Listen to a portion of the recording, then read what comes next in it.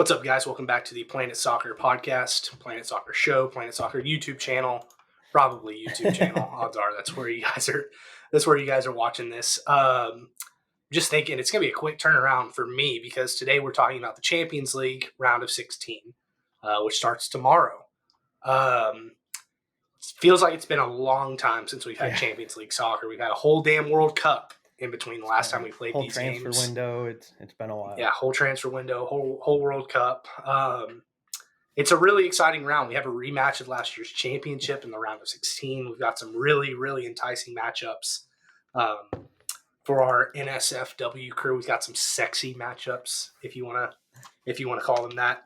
Dylan, right off the bat, how excited are you to get back into Champions League football, and what are your initial thoughts on this round of 16? I'm certainly excited. Obviously, probably not as excited as you. I think you guys, in my opinion, first thing I think of on this round is I think you guys have one of the more favorable matchups.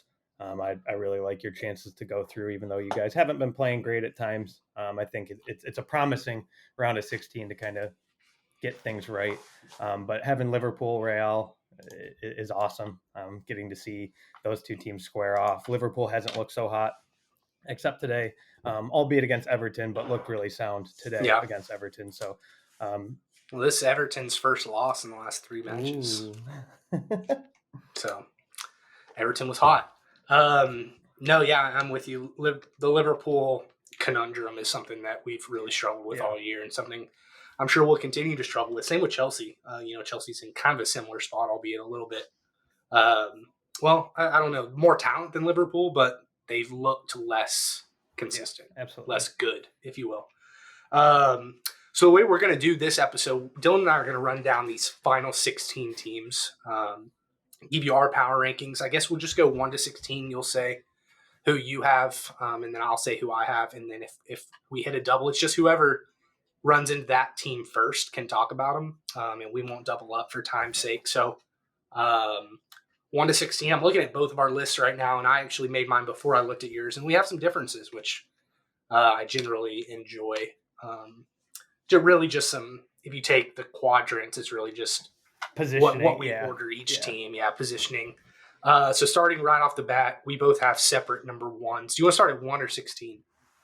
That's on you. Let's start at your 1. Show. All right, so number 1, I'll go first. Number 1, I've got Real Madrid. They just, they are the Champions League. They are Los Galacticos, and until somebody knocks them out of that spot for me, they just have to be the favorite. Probably not the most talented team. Experienced, probably. It could be between them and a few others, but I just think until somebody knocks them off, Real Madrid, I said this, Dylan, the audience doesn't know this, but we previously recorded this, and I said this when you had already left. Real Madrid has to be eliminated for me not to pick them in their matchup. I'm always going to pick them if they're still available. So I've got Real Madrid at 1. No, and that's a super fair pick. I think they're probably one of the 3 consensus. They're probably the most ranked at 1, if you'd look at it, I would guess. For me, I have a hard time picking somebody who's not first in their league, not looking as strong in their league. So I gave a little bit of an edge there to Bayern. But they just won the Club World Cup. Yeah, that nobody cares about. I bet most of our listeners who are soccer fans. Don't tell your friends in Saudi Arabia. I bet most of our listeners who are pretty avid soccer fans aren't even 100% sure who the final 4 teams were. So I don't think anybody cares about that. It's awesome for them. Good for them. It's another trophy of many. But I'm just leaning Bayern. 2 weeks ago, I would have been heavily leaning Bayern here, but they've kind of hit a skid a little bit, not really losing matches, but not dominating the Bundesliga like we'd seen before. But I'm just giving the slight edge there to Bayern. I think around this time every year, Bayern just kind of takes it easy in the Bundesliga. They know they're going to end up on top. They're just kind of coasting, getting ready for the Champions League. And they just picked up one of the best fullbacks in the world. Yeah, for nothing, seriously, on form, one of the best for sure. My number 2, I have Napoli, and I have Bayern at 3. And I have Napoli at 2 just because of how electric they've been. I think eventually there's going to have to be a team that hasn't won it forever win it, right? I mean, with the way soccer's going, we're going to get less and less parity in the sport.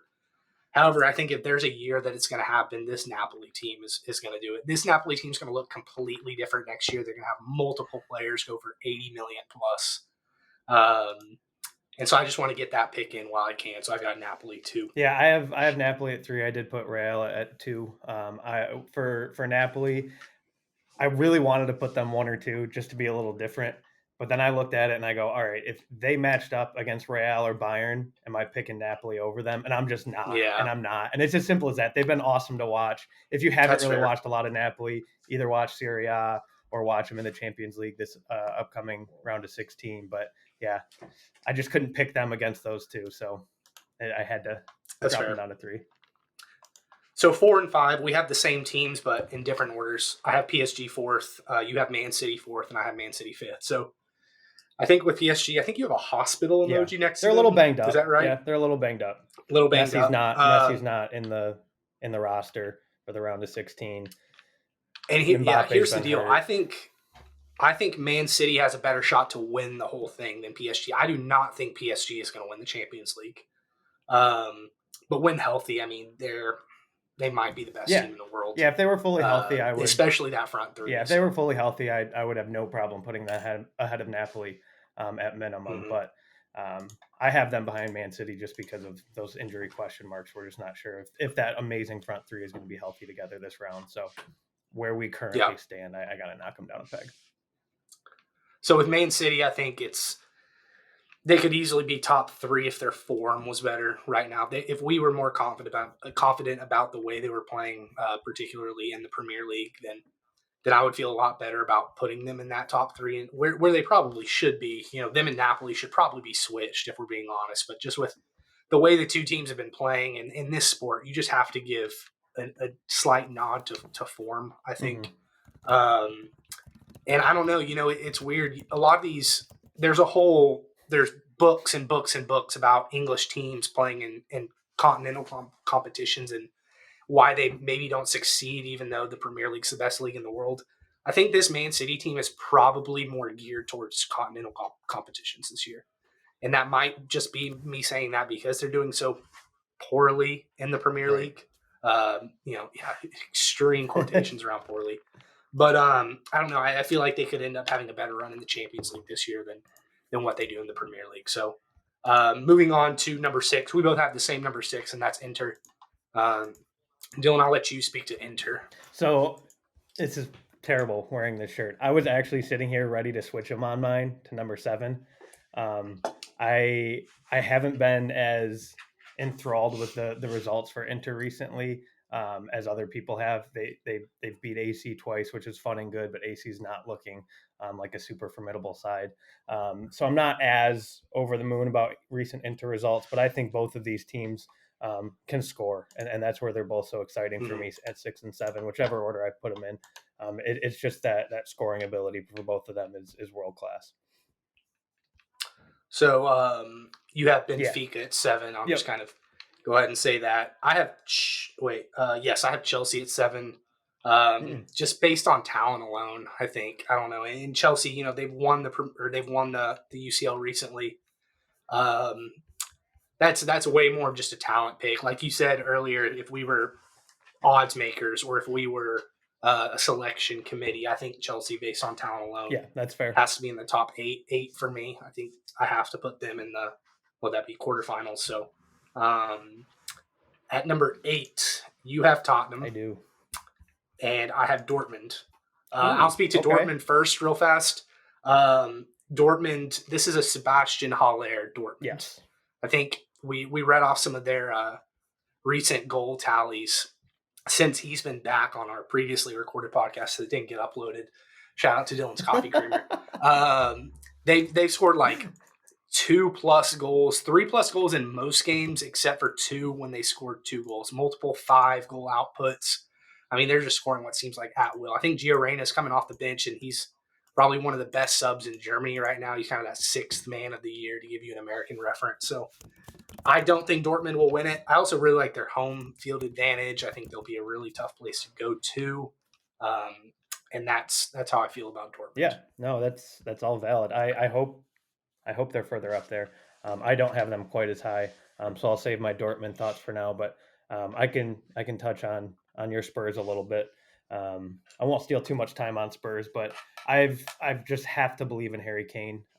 He's playing at a phenomenal level right now. The pass he had this weekend to Højbjerg was unreal, and it's been shared everywhere. Even if you weren't watching the game, you've seen it by now, and he's still scoring goals. I think Sonny's looked better. He still isn't producing great numbers, but actually, like eye test watching the game, he's playing much better. So I expect him to continue to improve. And then Pedro Porro has not even really hit the ground yet, so that leaves some excitement for me there for Spurs. All right. We both have the same number 9, and that's Liverpool. A team that we probably would have had in the top 3 going into the year, top 4 maybe. But they haven't looked good. They haven't looked consistent. And even at their best, they haven't looked good. I don't know. There's not much to say about Liverpool that we haven't said already. If they get it together, they have a chance to make a run. If they don't, they're getting bounced this round for sure by Madrid. Based on form right now, I feel like I have Liverpool too high, but they are getting guys back. They've been getting healthy, they've started to have some better, more consistent performances. But purely on form, Cody Gakpo got on the score sheet today. Finally, which I think was that his first Liverpool goal. Yeah. So I think I probably have them a touch too high based on current form. But if they do get healthy, they'll be dangerous. So at 10, I have Spurs. And I probably would have had them in that 8 range if it weren't for the Betancourt injury from Sunday or Saturday, out for the year. I mean, ruptured his, whatever it is, MCL. I think that's what it is. Now, there's 2 ways that this could go for Tottenham. They could completely shift formations and go into a 4-2-3-1, play Harry Kane behind Richarlison. Richarlison is a number 9, which then I think they could make a surprise semifinal run. I think they would be incredible in that formation. I don't think Antonio Conte has the what's the word am I looking for? Adaptability, to do that. He's too prideful. Everybody's begging for it on Twitter. I don't think we'll see it, but if you see a front 4, that 3-1 with Son, Kane, Kulusevski, and Richarlison, I think that would bring a lot of goals.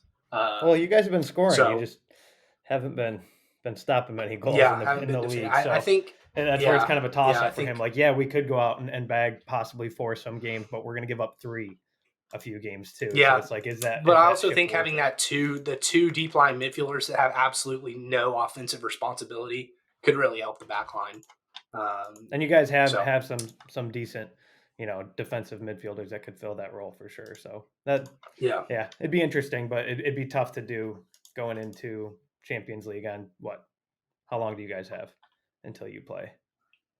You guys are tomorrow? No, Wednesday. I thought you guys might be Wednesday, but so you have 3 days to install. We left for Milan today, and the social media team put out a video, and it looked like the team was getting ready to go get root canals. I mean, I've seen kids going to the dentist that look more excited than the way Spurs look getting on the plane to Milan. Yikes. Yeah. Yep. At 10, Dylan, you have Chelsea. I got Dortmund at 10. Dortmund at 10. And Chelsea at 11. I am excited to see a Haller Dortmund. It's been fun thus far, but it's a really small sample size, so we'll see how that continues. Mm-hmm. That venue is one of the best venues in football. In sports. So like you said, great home field advantage there. And then at 11, I have Chelsea. Kind of like I said with Liverpool, on current form alone, they should be much lower. But it's hard to not value a roster like lower or higher. Like they should be closer to number 1. Yeah, sorry. Based on current form, they should be closer to 16. Oh, they should be right towards 16. But right now there's too much talent in that dressing room to put them any lower than 10 or 11. So they're there, like you said, just purely on the talent in that locker room. Feel that. So you have Frankfurt at 12. Mm-hmm.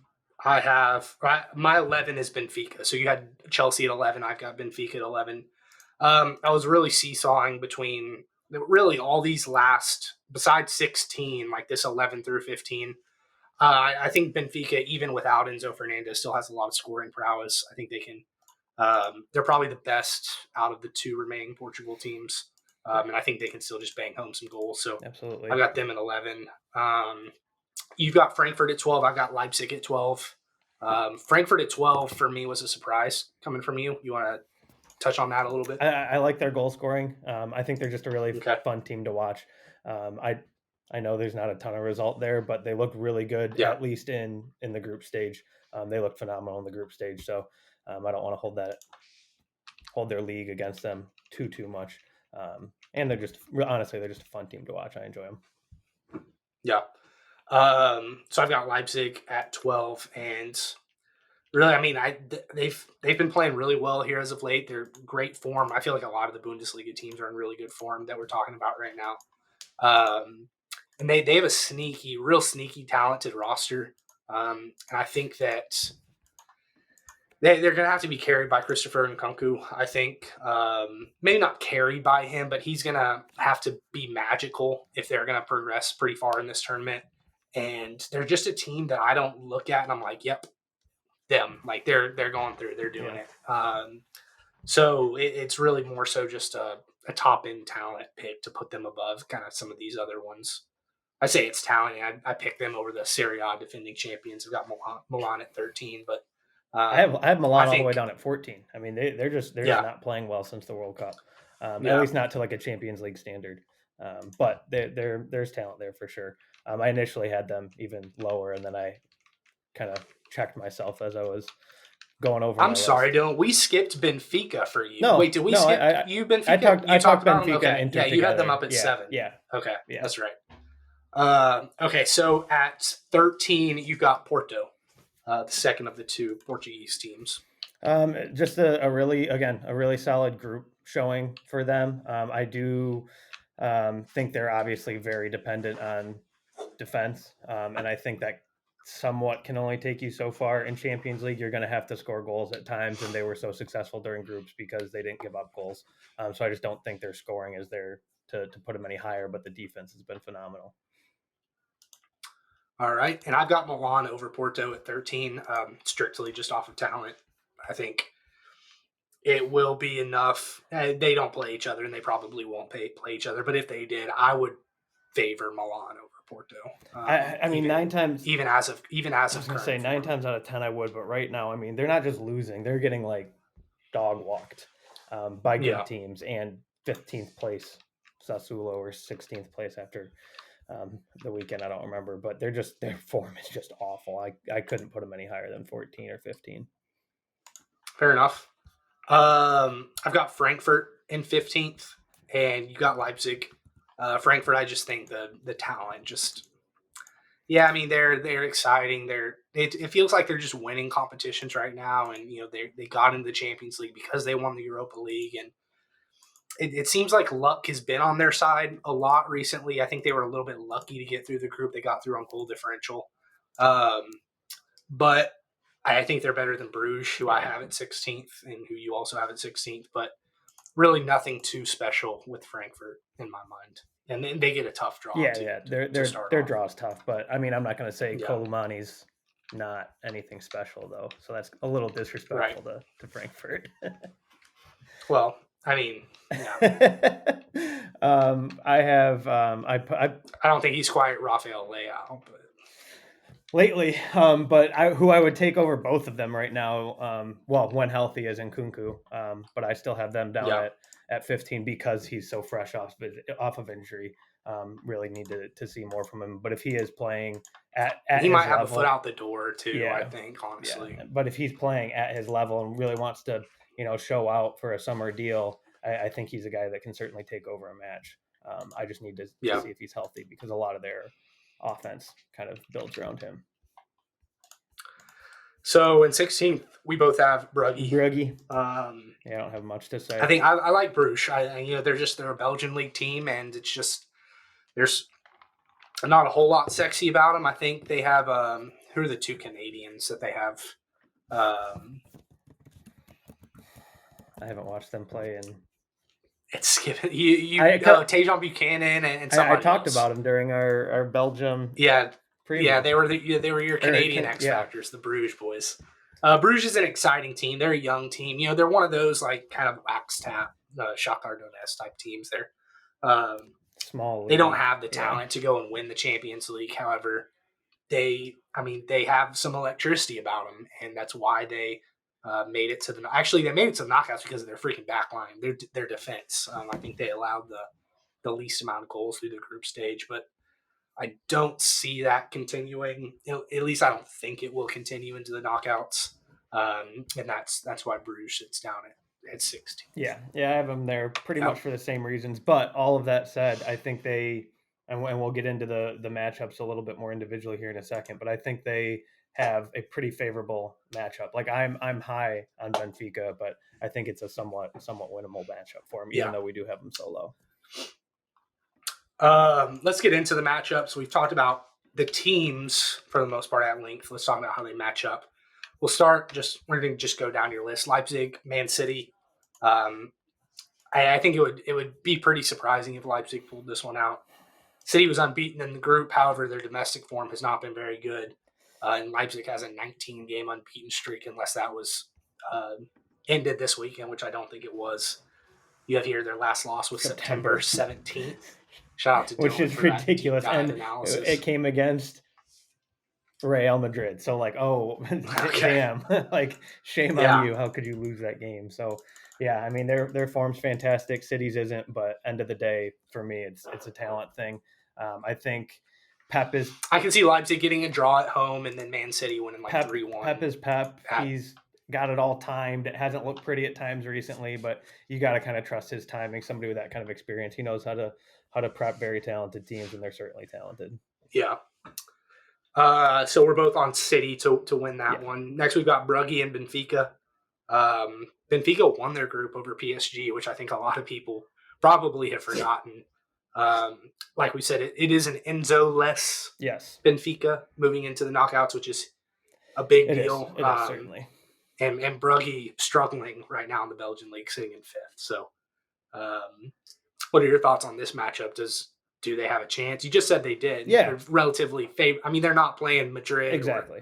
Or, Napoli. So yeah, if you had to pick a handful of teams, if you're a Belgian side in the round of 16, this is probably one of the ones you pick. Yeah. And that's not disrespecting Benfica, but like you said, it's just not one of the giants or one of the powerhouses. So I definitely think they have a chance, but they have one win in their last 4 or 5 matches in the Belgian league, which is concerning. Sometimes with these, smaller clubs, they have to make decisions to rest guys differently than they do at the bigger clubs, and that step down is a greater talent discrepancy. So all of that you can try and take into account, but they have been struggling nevertheless. So I would go Benfica here, but I do think there's a chance that there could be an upset if everything kind of goes right and they are able to stop the Enzo-less attack. Yeah.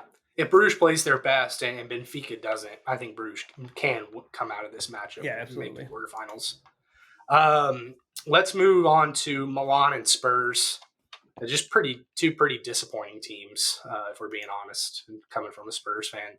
I think Tottenham has shown a higher ceiling so far this year than Milan has, and I think Milan's coming off a Serie A championship or a Serie A title. And Spurs just really didn't look good this weekend. I think it's going to be close. I think it's not going to be attractive whatsoever. Yeah. I do like Tottenham to get through. I think they've got the European experience. I do think Harry Kane just makes a difference.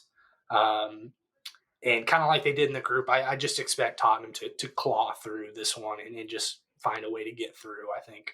Yeah, no, I agree. I think I see Spurs going through. I know your form hasn't been superb either, but AC Milan has looked absolutely. It was good until this weekend. Yeah, that's fair. Yeah, it was a lot higher on you guys last time we recorded than now. It's crazy what 48 hours exactly. does. But I do still favor you guys to go through here. Again, not as confidently as Friday when we recorded, but I still see you guys certainly making it through here. Yeah. All right, let's go to Frankfurt and Napoli. I think this is going to be a bloodbath. I think, a bloodbath in terms of, a Champions League round of 16, 5-2, something like that. I just think Napoli they're feeling themselves. They're young enough. They're naive enough not to let the moment get the best of them. You kind of see two different, it can kind of go two different ways when you have teams like this, like Napoli. They can get bright-eyed in the moment and just kind of falter. I think this team is just, I think with Oshman up top and however you say their left winger's name, Yikes. Yeah, We're gonna get flagged for that. Yeah. I'll spell it right here on the screen. He will be playing in some other league next year, I think. But anyways, to get back on track, I think Napoli's going to be too much for Frankfurt. Two crazy away days, though. Yeah, two unbelievable away days. If you're not familiar, travel advisory. If you're not familiar with that, I suggest there's like a hooligans Twitter page, and it's a whole new world out there if you're an American sports fan. Yeah.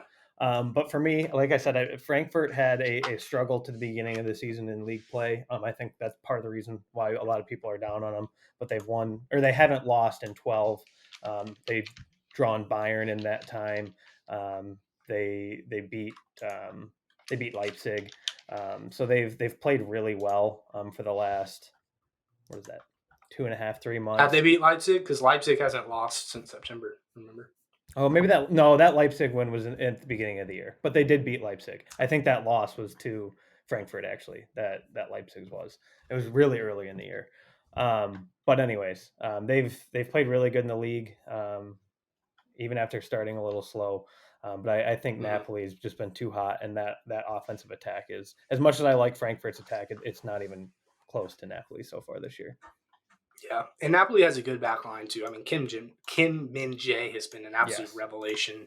Tottenham was linked to him for the longest time, and Daniel Levy didn't want to pay $12 million or something for him. Just ridiculous. He's like, nope, nothing above 10, and now he's going to go for $40 million in the summer. So that's fantastic. So we're both on Napoli for that one. Moving on, Inter Porto. I like Inter a lot talent-wise, but I could see this one going either way. I really could. I think a lot of it's Porto. They just kind of have that history of making stuff happen in the round of 16. I do think Inter's obviously the more talented side, but if there is an underdog possibility, this is certainly one of them because it's Porto, and I can't discount them because I don't want to sit here with egg on my face and say Inter should dog walk them, and then they lose. So watch out for Porto. Yeah. Dortmund Chelsea. I think this is a pretty juicy matchup. I think as far as sexy goes, it might just miss out on that description. But I could absolutely see maybe we'll go with spicy. Yeah, spicy. It's spicy. Yeah, we could go spicy. A little heat meter at the bottom. I think if Graham Potter gets bounced in this round, I think he's firmly on the hot seat if he isn't already. Oh, I told Dylan today he got fired in my Football Manager. They came out 2 days ago and they're giving him years, not months. Really? Yeah, he's got time apparently. Allegedly, I think it was Daily Mail. So we'll see about that. We'll see about that. I think with a 10th place finish in the Premier League and a quarter or a round of 16 bounce in the Champions League, it'd be tough to give them years after that. And you could very well see them lose here. You're really high on Dortmund. I like Dortmund a bit. It's hard to say Dortmund should win, just again based on the transfer money and that dressing room of talent for Chelsea. But we haven't seen them mesh or gel super great yet. So I'm going to go Dortmund. I think it's technically probably an upset pick, but it's pretty close to a coin flip in my opinion. Yeah, but when I'm watching Chelsea lose to Southampton on the weekend, it's not that hard to pick Dortmund. I don't think they actually lost to Southampton, but you know what I mean. Moving on, these are probably our big two as far as matchups go. We'll start with Liverpool, Real Madrid. These are the two that you didn't get to talk about our last go around, Dylan. This is the replay, if you will, of last year's championship. It's two teams that probably aren't as good, or at least definitely not as on form as they were at this time last year. Not this time last year, but the championship of last year's Champions League. Still two talented squads. What do you think is going to decide this game? I think it's going to be Madrid's midfield. I don't think that's a hot take. I was going to say not at all. We've seen no answers been given for the Liverpool midfield. There's still a whole lot of question marks there, and Real Madrid still has an absolutely world-class midfield. Benzema is back in stride after coming off injury, so that's been. Did you see Vinicius's ball to Benzema in the Club World Cup? Oh my gosh, dude! He just like back heeled it. Oh, so beautiful. Gross. Those two games against some pretty don't come for me, Saudi, meaningless opponents in the Club World Cup. But before the way that government works, they might come. But before that, they lost a league match to Mallorca, so watch out. I'm kidding. I think they're just fine. Real's gonna. I think it's a sexy, fun matchup because it's a rematch of last year. But I see Liverpool handling this pretty solidly. I'm sorry, Real handling this against Liverpool. I see Liverpool getting handled pretty soundly. Last matchup we have is between two of the most talented. I mean, more talented than Liverpool and Real Madrid, in my opinion. It's PSG Bayern. You've kind of got two really contrasting styles here. You know, you've got the Bayern like institutional greatness versus the PSG money flash front three, and it's I'm not looking too much into PSG not winning their group. I am looking into their injuries right now though, and it'll be interesting to see kind of how they handle that. I don't know. I mean, I think German national team, I think Bayern, so I want to talk about how bad a form Bayern's in because Germany was so bad in the World Cup, but obviously that's not the case. But I think just on prestige, history, DNA, I think Bayern gets through in this one. I think they have enough to kind of keep PSG down, if you will. Yeah, this is one that on paper it looks nice, kind of like our last one, because it's the big names, but it doesn't really do it for me. PSG is in pretty bad shape. This is probably my most confident pick. They're Is Mbappe hurt? Mbappe's hurt. Mbappe's hurt, but gonna play. I think Neymar's fine, and then I think Messi's out. But they're losing league matches. They're losing French Cup matches. They have fans outside their training ground today booing them as they're coming to practice. Like, that's ridiculous. Like, you guys are some absolutely awful fans and never had to deal with Mike Ashley. But it's like their form is concerning. At the end of the day, they do have two of the best offensive players in the game that are likely going to be playing and be healthy. So I get why people would say don't count them out, but I'm just not very convinced in this PSG team because of injuries and form. Those are the matchups. Dylan, looking at the teams right now, who wins the Champions League? Real, because it's Real. I think so also. Like, I'm not Real picking Real Madrid. I'm not. Fair enough. Well, you didn't put them first in your power rankings. So. Okay. If y'all have any comments, questions, or concerns, you can add Dylan or at MotorCityDemo on Twitter. Man, I got to get this one out quick. I actually have to edit the night that we record this time because we start games tomorrow, folks. Yes, we do. Galazzo is back. Galazzo is back, baby. Kate Abdo will be on my television screen tomorrow. Come on the pod. Yeah, come on. At her. Everybody at her to come on the pod. Yeah. All three of you. We appreciate you guys listening as always. Make sure to like, subscribe, share, comment, and follow. I think I've got that down now. I think I hit all. You sound like a real podcaster. It's pretty good. I know. Make sure to check out our TikTok. We're going to start posting a lot more content on there. I'm going to make Dylan stay for about 15 more minutes after we record a few TikToks. And we will talk to y'all guys. We will talk to y'all next time. Peace out.